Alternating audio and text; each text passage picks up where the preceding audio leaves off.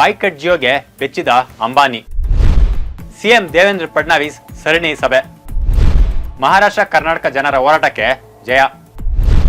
ಮಾಧುರಿಯನ್ನು ಮರಳಿಸುತ್ತೇವೆ ಎಂದ ವಂತಾರ. ಗಡಿ ಭಾಷಾ ವಿಚಾರವಾಗಿ ಮಹಾರಾಷ್ಟ್ರ ಹಾಗೂ ಕರ್ನಾಟಕದ ನಡುವಿನ ಕದನ ನಮಗೆಲ್ಲ ನೆನಪಿಗೆ ಬರುತ್ತೆ. ಆದರೆ ಈಗ ಉಭಯ ರಾಜ್ಯಗಳ ಜನ ಆನೆಗಾಗಿ ಒಂದಾಗಿ ಹೋರಾಟ ನಡೆಸುತ್ತಿದ್ದಾರೆ. ಮುಖೇಶ್ ಅಂಬಾನಿ ಮಾಲೀಕತ್ವದ ವಂತಾರಾಗೆ ತೆಗೆದುಕೊಂಡ ಹೋದ ಮಾಧುರಿ ಎಂಬ ಆನೆಯನ್ನು ವಾಪಸ್ ತರಲು ಕರ್ನಾಟಕ ಮಹಾರಾಷ್ಟ್ರದ ಗಡಿಯಲ್ಲಿ ಭಾರೀ ಪ್ರತಿಭಟನೆ ನಡೆಯುತ್ತಿದೆ.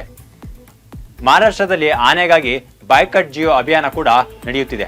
ಮಹಾರಾಷ್ಟ್ರದ ಕೊಲ್ಲಾಪುರ ಜಿಲ್ಲೆಯ ನಂದಣಿ ಗ್ರಾಮದ ಜೈನ ಮಠವೊಂದರಲ್ಲಿ ಕಳೆದ 33 ವರ್ಷಗಳಿಂದ ಭಕ್ತರ ಆರಾಧ್ಯ ದೈವವಾಗಿದ್ದ ಮಾಧುರಿ ಅಥವಾ ಮಹಾದೇವಿ ಎಂಬ 36 ವರ್ಷದ ಹೆಣ್ಣಾನೆಯೊಂದು ಈಗ ಕರ್ನಾಟಕ ಮತ್ತು ಮಹಾರಾಷ್ಟ್ರದಾದ್ಯಂತ ಭಾವನಾತ್ಮಕ ಹೋರಾಟದ ಕೇಂದ್ರ ಬಿಂದುವಾಗಿದೆ.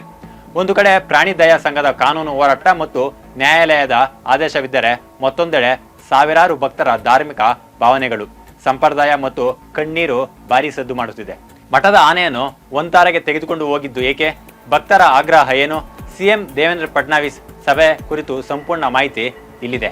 ಮಹಾದೇವಿ ಆನೆ, ಇದನ್ನು ಶಿರೋಲ್ನ ಜನರು ಪ್ರೀತಿಯಿಂದ ಮಾಧುರಿ ಅಂತಲೂ ಕರೆಯುತ್ತಾರೆ. ತಾಲೂಕಿನ ನಂದಣಿ ಮಠದ ಕಳಸದಂತಿದ್ದ ಮಾಧುರಿ ಕಂಡರೆ ಎಲ್ಲರಿಗೂ ಅಚ್ಚುಮೆಚ್ಚು. ಜನರ ಭಕ್ತರ ಪ್ರೀತಿಗೆ ಪಾತ್ರವಾಗಿತ್ತು.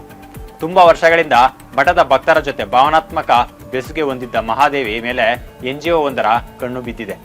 ಅಲ್ಲಿಗೆ ಬಂದಿದ್ದ NGO ಮಠದ ಅಧಿಕಾರಿಗಳ ಮುಂದೆ ಆನೆ ಚೆನ್ನಾಗಿದೆ ಎಂದು ಹೇಳಿತ್ತಂತೆ.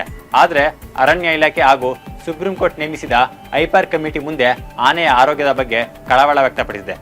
ಮಹಾದೇವಿ ಆನೆಯ ಆರೋಗ್ಯ ಹದಗೆಟ್ಟಿದೆ, ಜೊತೆಗೆ ಮಾನಸಿಕ ಯಾತನೆ ಅನುಭವಿಸುತ್ತಿದೆ ಎಂದು ದೂರು ನೀಡಿತ್ತು. ಬೆನ್ನಲ್ಲೇ ಪ್ರಕರಣವು ಕೋರ್ಟ್ ಮೆಟ್ಟಿಲೇರಿತು. ವಿಚಾರಣೆ ನಡೆಸಿದ್ದ ಬಾಂಬೆ ಹೈಕೋರ್ಟ್ ಜುಲೈ 16ರಂದು ಮಹಾದೇವಿ ಆನೆಯನ್ನು ಜಾಮ್ನಗರದಲ್ಲಿರುವ ವಂತಾರ ಪುನರ್ವಸತಿ ಸೌಲಭ್ಯ ಕೇಂದ್ರಕ್ಕೆ ಕಳಿಸುವಂತೆ ಆದೇಶ ನೀಡಿತ್ತು. ಹೈಕೋರ್ಟ್ ಆದೇಶವನ್ನು ಪ್ರಶ್ನಿಸಿ ಮಠ ಹಾಗೂ ಆ ಗ್ರಾಮದವರು ಸುಪ್ರೀಂ ಕೋರ್ಟ್ ಮೆಟ್ಟಿಲೇರಿದ್ದರು. ಜುಲೈ 25ರಂದು ಸುಪ್ರೀಂ ಕೋರ್ಟ್ ಬಾಂಬೆ ಹೈಕೋರ್ಟ್ನ ತೀರ್ಪನ್ನು ಎತ್ತಿ ಹಿಡಿದಿದೆ. ಕೋರ್ಟ್ ಆದೇಶದ ಹಿನ್ನೆಲೆಯಲ್ಲಿ ಭಾರವಾದ ಮನಸ್ಸಿನಿಂದ ಕಣ್ಣೀರು ಇಡುತ್ತಾ ಇಡೀ ಗ್ರಾಮವೇ ಆನೆಯನ್ನು ಬೀಳ್ಕೊಟ್ಟಿದೆ. ಆ ಸಂದರ್ಭದಲ್ಲಿ ಮಹಾರಾಷ್ಟ್ರದ ಕೊಲ್ಲಾಪುರ ಜಿಲ್ಲೆಯ ಶಿರೋಲ್ ತಾಲೂಕಿನ ಜನರು ಅಂಬಾನಿ ಹಾಗೂ ಅವರ ಸಂಸ್ಥೆ ವಿರುದ್ಧ ರೊಚ್ಚಿಗೆದ್ದಿದ್ದಾರೆ. ಪ್ರತಿಭಟನೆಯ ಆರಂಭಿಕ ಹಂತವಾಗಿ ಜಿಯೋಗೆ ಗುಡ್ ಬೈ ಹೇಳಿ ಪೋರ್ಟ್ ಆಗ್ತಾ ಇದ್ದಾರೆ. ಹಂತವಾಗಿ ಅಂಬಾನಿ ಒಡೆತನದ ಎಲ್ಲಾ ಸಂಸ್ಥೆಗಳಿಗೂ ಬಾಯ್ಕಟ್ ಹೇಳಲು ನಿರ್ಧರಿಸಿದ್ದಾರೆ. ಮತ್ತೊಂದು ಕಡೆ ಆನೆ ವಾಪಸ್ ಕೊಲ್ಲಾಪುರ ಜಿಲ್ಲೆಗೆ ಕರೆದುಕೊಂಡು ಬರುವ ತಯಾರಿಗಳು ನಡೆಯುತ್ತಿವೆ. ಮಹಾರಾಷ್ಟ್ರದ ಆರೋಗ್ಯ ಸಚಿವ ಪ್ರಕಾಶ್ ಅಂಬೇಡ್ಕರ್ ಮಹತ್ವದ ಸಭೆ ನಡೆಸಿದ್ದಾರೆ. ಮಹಾದೇವಿಯನ್ನು ಮರಳಿ ತರಿಸಲು ಸುಪ್ರೀಂ ಕೋರ್ಟ್ನಲ್ಲಿ ಅಫಿಡವಿಟ್ ಸಲ್ಲಿಸಲು ಕೆಲಸ ಮಾಡುತ್ತಿದ್ದಾರೆ ಎಂದು ವರದಿಗಳು ಹೇಳಿವೆ. ಮಾಧುರಿಯನ್ನು ವಂತಾರ ಕೇಂದ್ರದಿಂದ ಮರಳಿ ತರಬೇಕೆಂಬ ಒತ್ತಾಯಿಸಿ ಕೊಲ್ಲಾಪುರದಲ್ಲಿ ಸಾವಿರಾರು ಜನರು ಮೌನ ಮೆರವಣಿಗೆಯಲ್ಲಿ ಭಾಗವಹಿಸಿದ್ದರು. ಇದರ ಬೆನ್ನಲ್ಲೇ ಮಹಾರಾಷ್ಟ್ರ ಮುಖ್ಯಮಂತ್ರಿ ದೇವೇಂದ್ರ ಫಡ್ನವೀಸ್ ದಿಢೀರ್ ಸಭೆ ನಡೆಸಿದ್ದಾರೆ. ಮುಂಬೈನಲ್ಲಿ ವಾಂತಾರ ತಂಡದೊಂದಿಗೆ ನಾನು ವಿಸ್ತೃತ ಚರ್ಚೆ ನಡೆಸಿದೆ.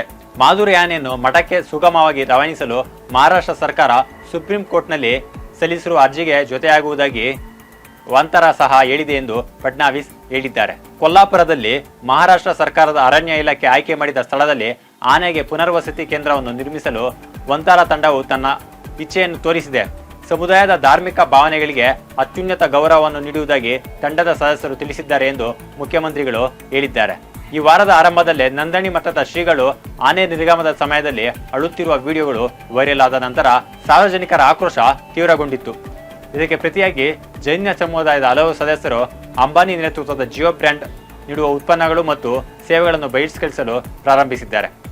ಜನರ ಆಕ್ರೋಶ ಹೆಚ್ಚಾಗುತ್ತಿದ್ದಂತೆ ವಂತಾರ ಕೇಂದ್ರ ನಾವು ಆನೆಯನ್ನು ಕೊಲ್ಲಾಪುರ ಮಠದಿಂದ ಜಾಮ್ನಗರದಲ್ಲಿರುವಂತಹ ಸೌಲಭ್ಯ ಕೇಂದ್ರಕ್ಕೆ ಸ್ಥಳಾಂತರಿಸುವಂತೆ ಕೋರಲಿಲ್ಲ. ನ್ಯಾಯಾಲಯದ ಆದೇಶದಂತೆ ಪ್ರಕ್ರಿಯೆ ನಡೆಸಿದ್ದೇವೆ ಅಷ್ಟೇ ಎಂದು ಸ್ಪಷ್ಟನೆ ನೀಡಿದೆ.